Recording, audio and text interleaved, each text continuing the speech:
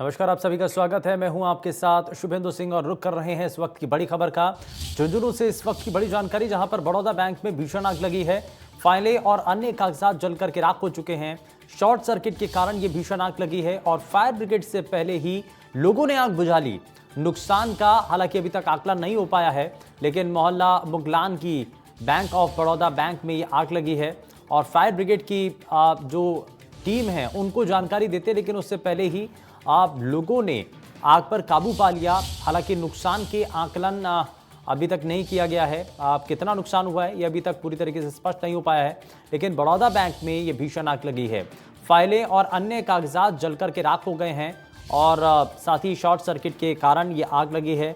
इसके जो पीछे कारण है वो शॉर्ट सर्किट का बताया जा रहा है। हालांकि फायर ब्रिगेड से पहले ही लोगों ने आग बुझा ली। जानकारी फायर ब्रिगेड की टीम को भी दी गई थी, लेकिन आसपास मौजूद लोगों की तत्परता को देखते हुए, उनकी कोशिशों को देखते हुए आग पर काबू पा लिया गया और बड़ौदा बैंक में ये भीषण आग लगी है। झुंझुनू से खबर, जहां पर बैंक में आग लगी और फाइलें और अन्य कागजात जलकर के राख हो गए हैं। शॉर्ट सर्किट की वजह से ये भीषण आग लगी और साथ ही इसकी वजह से बहुत हद तक नुकसान भी पहुंचा है, लेकिन कितना नुकसान हुआ है ये हालांकि अभी तक आकलन नहीं हो पाया है। लेकिन फायर ब्रिगेड की टीम को तुरंत ही जानकारी दी जाती है। कोशिश ये की जाती है कि टीम को सूचित किया जा सके, टीम को बताया जा सके, आग पर काबू पाया जा सके, लेकिन आसपास मौजूद लोगों की जागरूकता की वजह से और लगातार कोशिशें करने की वजह से आग पर तुरंत ही काबू पा लिया गया। विजेंद्र शर्मा हमारे संवाददाता जुड़ चुके हैं। विजेंद्र, क्या अभी तक जानकारी मिल रही है, कैसे आग लगी और आग से कितना नुकसान हुआ है, क्या अभी तक साफ हो रहा है? देखिए सर, ये क्या सुबह शॉर्ट सर्किट होने से अचानक मोहल्ला मुगलान में स्थित जो बड़ौदा बैंक है उसमें आग लग गई थी। आग लगने पर तुरंत फायर ब्रिगेड वगैरह ने आकर आग पे काबू किया है, लेकिन अभी तक ये साफ क्लियर नहीं हुआ है कि कितना क्या नुकसान अभी तक हुआ है। जी सर।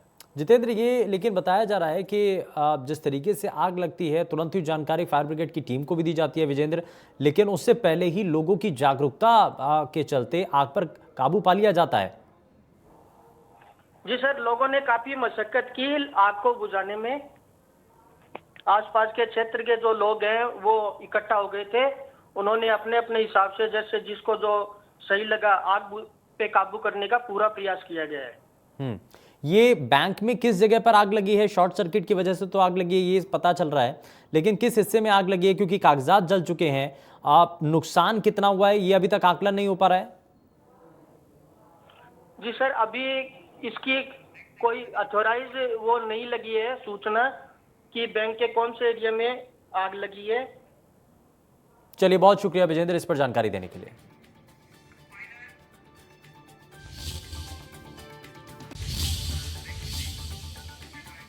और ईस्टर्न कैनाल प्रोजेक्ट को लेकर मुख्यमंत्री अशोक गहलोत ने एक बार फिर से केंद्रीय मंत्री गजेंद्र शेखावत पर जमकर तीखा हमला बोला है। बीकानेर दौरे के दौरान मुख्यमंत्री अशोक गहलोत ने मीडिया से मुखातिब होते हुए कहा कि प्रधानमंत्री ने शेखावत को पता नहीं क्या देखकर जल शक्ति मंत्री बनाया, जो केंद्र में राजस्थान की पैरवी नहीं कर सके। उनसे एक राष्ट्रीय परियोजना घोषित नहीं करवाई जा रही है।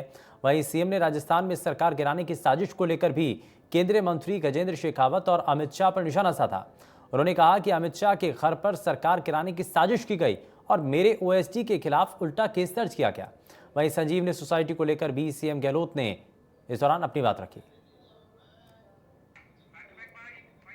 संजीवनी में उसकी भूमिका क्या वो पता है जनता को। हजारों बेचारे लोग जो है डूब गए बाढ़ में, जोधपुर के अंदर हजारों लोग डूब गए। मुझसे आके मिलते साहब हमें पैसा दिलवाओ, अब मैं कैसे पैसा दिलवाऊँ उनको पूछो। आप ईमानदारी से बताए आकर के पब्लिक को तुम्हारी भूमिका संजीवनी में क्या थी। संजीवनी के जो 5 लोग जेल में बैठे हैं उस पर तुम्हारी भूमिका क्या थी वो बताए जनता को। अगर आप पाक साफ हो बताए वो कि आपके पैसे जो इन्वेस्टमेंट किए हुए ऑस्ट्रेलिया के अंदर, इथोपिया के अंदर, वो पैसे कहाँ जाए। आपका यहाँ पे जो बिजनेस वगैरह जो भी होगा, पूरी गैंग बनी हुई थी लोगों की, लूट लिया पब्लिक को, बेचारों को। थोड़ी पब्लिक को मालूम था कि ये केंद्रीय मंत्री तक पहुंच जाएगा और ये हमसे जुड़ जाएंगे। अब उसकी हैसियत होनी चाहिए कि मुझे बुला के बातचीत करे और उनको पैसा चुकवाए। उसकी हैसियत है चुकवाने की, तो गरीब आदमी को पैसा क्यों नहीं चुकवा रहा हो? लोग दुखी हो गए बेचारे। आज वो पूरा एक्सपोर्ट हो चुका राजस्थान के अंदर। तुम्हारा विश्वास डेमोक्रेसी में नहीं है। तुम मुख्य किरदार थे सरकार गिराने वालों के अंदर। इतनी शर्म भी नहीं आएगी। जोधपुर का एक एमएलए मुख्यमंत्री राजस्थान का है, उसके बावजूद भी उसने जोधपुर वासियों की प्रतिष्ठा का ध्यान नहीं रखा। जोधपुर का मुख्यमंत्री था, तब भी उस व्यक्ति ने मुख्य किरदार निभाया। अमित शाह के साथ मिलकर के हमारी पार्टी में तोड़फोड़ करी सरकार गिराने के लिए। 34 दिन तक हमें होटलों में पड़ा रहना पड़ा। कोई मुख्य दोषी है तो ये आपका केंद्रीय मंत्री है जो जोधपुर का है। वो किस मुँह से ऐसी बात बोलता? कौन बनने देगा उसको? वो मुख्यमंत्री सपने देखता है। वो तो जेल में खुद उसको रहना चाहिए था। जो आदमी सरकार गिराने में देशद्रोह कर रहा था, जेल में उसको रहना चाहिए था। पर क्योंकि केंद्र सरकार उनकी है, इसलिए वो जानबूझ करके दबाव बनाए हुए। हमारा जो ओएडी था पब्लिसिटी वाला, उसके खिलाफ उल्टा चोर कोतवाल को डांटे, उससे मुकदमा करवा दिया दिल्ली में, क्योंकि पुलिस उनके कंट्रोल। राजस्थान के रेगिस्तान के इलाके हैं, पानी नीचे है नहीं, खारा पानी है। आप बताते 13 जिले इंपॉर्टेंट हैं पिछले राजस्थान के। इधर इंदिरा गांधी कैनाल आ गए हमारे लिए, तो उधर तो वही योजना है। सिर्फ 40,000 करोड़ का मामला था, उसको आप एक्सेप्ट नहीं कर रहे। और हमारे केंद्रीय मंत्री जो जोधपुर के हैं, पूछो तुम कहा के केंद्रीय मंत्री हो? केंद्रीय मंत्री, जल संसाधन मंत्री। उसके बाद में ये दुर्गति है राजस्थान की। इंदिरा गांधी कैनाल की लिफ्ट योजना जो है जोधपुर जा रही है, पाली बाड़मेर जा रही है, वहाँ भी 1500 करोड़ रुपये स्टेट गवर्नमेंट खर्च कर रही है। उनको खुद का क्षेत्र हुआ है, उनको आगे आगे मदद करनी चाहिए थी। वो जमाना 90-10 था रेशियो, 90% देती थी बाहर सरकार, अब आधा कर दिया है। बताइए आप। तो आप बताओ, जो ईस्टर्न कैनाल वाला प्रोजेक्ट है, और आप बड़ी बहादुरी हाँक रहे थे कि मैं इस्तीफा दे दूंगा, राजनीति से इस्तीफा दे दूंगा। वो तो हमने तो नहीं कहा था, उन्होंने खुद नहीं कहा था। और जो पूरा दोनों वीडियो सामने आ गया है, तो फैसला उनको करना, हमें तो करना नहीं। शिक्षा विभाग 8वीं और 5वीं बोर्ड की परीक्षा करवाने जा रहा है और परीक्षा का समय दोपहर 2 बजे से रखा गया है। विभाग की ओर से बोर्ड परीक्षा का समय दोपहर पर रखने को लेकर अभिभावक और शिक्षक समय बदलाव की मांग उठा रहे हैं। दरअसल प्रदेश में भीषण गर्मी का कहर देखने को मिल रहा है। ऐसे में अगर दिन के समय बच्चे बोर्ड की परीक्षा देने आते हैं तो बच्चों को लू भी लग सकती है। वहीं परीक्षा में समय बदलाव को लेकर शिक्षा मंत्री ने कहा कि समय बदलाव को लेकर कुछ अभिभावक मुझसे मिले थे। समय बदलाव को लेकर अतिरिक्त मुख्य सचिव और डायरेक्टर से बात करूंगा। परीक्षा के समय में जो भी बदलाव हो सकता है वो किया जाएगा। संभवतः कैबिनेट की आप जानते हैं, जहाँ कहीं भी इस प्रकार की शिकायत होती है तो हमारे फ्लाइंग स्क्वाड बनाए हुए हैं। वो फ्लाइंग स्क्वाड उनके खिलाफ कार्रवाई करते हैं। और आप जानते हैं कि आजकल सख्त कानून बने हुए हैं। उस सख्त कानून के अंतर्गत जो भी चीटिंग करेगा, जो भी नकल करेगा, उसको निश्चित रूप से कानून के अनुसार दंडित किया जाएगा। कुछ अभिभावक मिले, मैं इसको हमारे अतिरिक्त मुख्य सचिव से बात करके, डायरेक्टर से बात करके क्या हो सकता है उसको। भरतपुर की विश्व प्रसिद्ध केवलादेव राष्ट्रीय उद्यान में 39वीं सारस गणना शुरू की गई और इस दौरान सालिम अली व्याख्यान केंद्र पर संगोष्ठी का आयोजन किया गया। संगोष्ठी में तकनीकी शिक्षा राज्य मंत्री डॉक्टर सुभाष गर्ग, पूर्व सांसद पंडित राम किशन काका रघुराज, उद्यान के निदेशक मोहित गुप्ता, नेचुरल हिस्ट्री सोसाइटी के अध्यक्ष कृष्ण कुमार सहित अन्य वक्ताओं ने केवलादेव राष्ट्रीय उद्यान में पानी की समस्या को लेकर चिंता व्यक्त की है।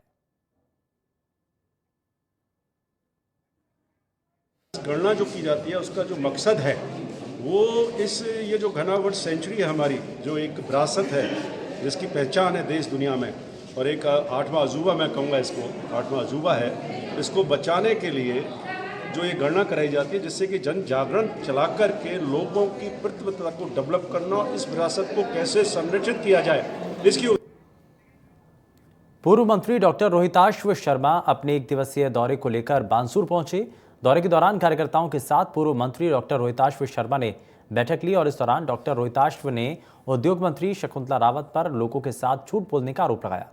रोहिताश्व ने कहा कि कुछ दिन पहले ही बानसूर के गांव ज्ञानपुरा में नदी और नंदी गौशाला का उद्घाटन उद्योग मंत्री शकुंतला रावत ने किया, जिसका न कोई रजिस्ट्रेशन है और नंदी गौशाला चलाने वाले लोगों का कोई भी पता नहीं है। साथ ही शर्मा ने कहा कि मंत्री शकुंतला रावत गौचर भूमि पर अपने ही लोगों से कब्जा करवा रही है। शकुंतला के लोग हैं जो वहाँ अवैध खनन कर रहे हैं और ये गौशाला, फर्जी गौशाला का जो है उसका रोड तैयार करवा रहे हैं और डंडा दिवा रहे हैं। तो सरकारी जमीन पर कब्जा कराने का मंत्री महोदय को कहाँ अधिकार है? कहाँ लिखा है कि सरकारी भूमि पर वो कब्जा कराए? और खुद ने, इसका मतलब डकैती में शकुंतला का पूरा हाथ है और इन प्रशासनिक अधिकारियों का पूरा हाथ है। वहाँ तहसीलदार था, वहाँ एसडीएम था, ये क्या कर रहे थे? पुलिस थी वहाँ पूरी की पूरी। तो ये दोहरी नीति कैसे? ये दोहरी नीति नहीं चलेगी। के खिलाफ मुकदमे दर्ज होने चाहिए, शकुंतला के खिलाफ मुकदमे दर्ज। पूरे देश में कोरोना से जंग में लड़ने के लिए आज से 18 साल से ज्यादा उम्र के लोगों को प्रिकॉशन डोज लगाई जा रही है और हेल्थ वर्कर्स और 60 साल से ज्यादा उम्र के लोगों को फ्री में बूस्टर डोज लगेगी, जबकि तमाम वयस्कों को इस डोज के लिए पैसे देने होंगे। बूस्टर डोज केवल निजी अस्पतालों में ही लगेगी। हालांकि केंद्र सरकार ने डोज की शुरुआत आज से कर दी है। कोरोना के नए वेरिएंट की दस्तक के बाद केंद्रीय स्वास्थ्य मंत्रालय की ओर से बूस्टर डोज को हरी झंडी दे दी गई है। आज से बूस्टर डोज की शुरुआत हो चुकी है। हालांकि राजस्थान सरकार की ओर से बूस्टर डोज को लेकर अभी तक कोई एडवाइजरी जारी नहीं की गई है। आपको बता दें, हेल्थ वर्कर्स और 60 साल से अधिक के व्यक्ति को ये बूस्टर डोज, जिसका नाम प्रिकॉशन डोज रखा गया है, उनको निःशुल्क लगाई जाएगी और अन्य वैक्सीन को हालांकि इसके लिए भुगतान करना होगा। लेकिन जो कोविशील्ड और कोवैक्सीन सरकारी डिस्पेंसरियों में लग रही थी, लेकिन ये प्रिकॉशन डोज केवल निजी अस्पतालों में लगेगी। इसको लेकर हालांकि निजी अस्पतालों की तरफ से पूरी तैयारियां कर ली गई है, क्योंकि नया वेरिएंट आने के बाद लगातार चिकित्सा विभाग की ओर से संसाधनों को तो दुरुस्त किया जा रहा है, इसके साथ साथ ही नई एडवाइजरी भी जारी की जा रही है। हालांकि अब क्योंकि केंद्र सरकार की ओर से बूस्टर डोज की शुरुआत कर दी गई है, राजस्थान सरकार भी अब जल्द ही अपनी एडवाइजरी जारी करेगा और इस बूस्टर डोज की शुरुआत की जाएगी। हालांकि अभी भी बूस्टर डोज यानी कि प्रिकॉशन डोज के लिए दरें निश्चित नहीं की गई है। अब नई एडवाइजरी में इसकी दर भी निश्चित कर दी जाएगी। अब देखने वाली बात यह होगी कि केंद्र सरकार के हरी झंडी मिलने के बाद राजस्थान सरकार कब नई एडवाइजरी जारी करता है। कैमरा पर्सन ग्रीस के साथ मैं बसंत, इंडिया न्यूज, जयपुर। और रुक कर रहे हैं इस वक्त की बड़ी खबर का। अलवर के शाहजहांपुर में एसीबी की बड़ी कार्रवाई हुई है और शाहजहांपुर चेकपोस्ट पर हो रही थी अवैध वसूली। डीटीओ ऑफिस पर 3 जिलों की टीम ने रेड मारी है। इंस्पेक्टर दलाल समेत 13 गार्डों को गिरफ्तार किया गया और अवैध वसूली की करीब 12 लाख रुपए जब्त किए हैं और दलालों के आवास और कई ठिकानों की इस दौरान तलाशी जारी है।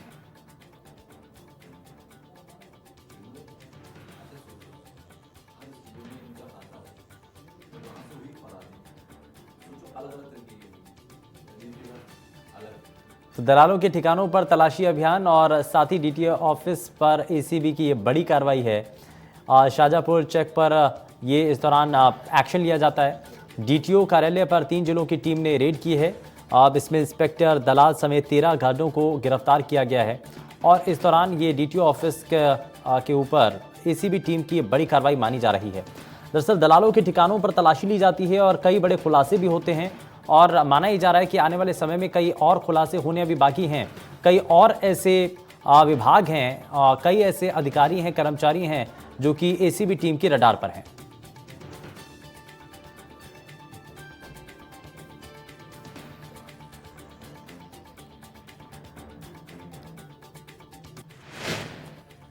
और यहां रुक रहे हैं एक छोटे से ब्रेक के लिए। ब्रेक के उस पर आपको दिखाएंगे 25 बड़ी खबरें।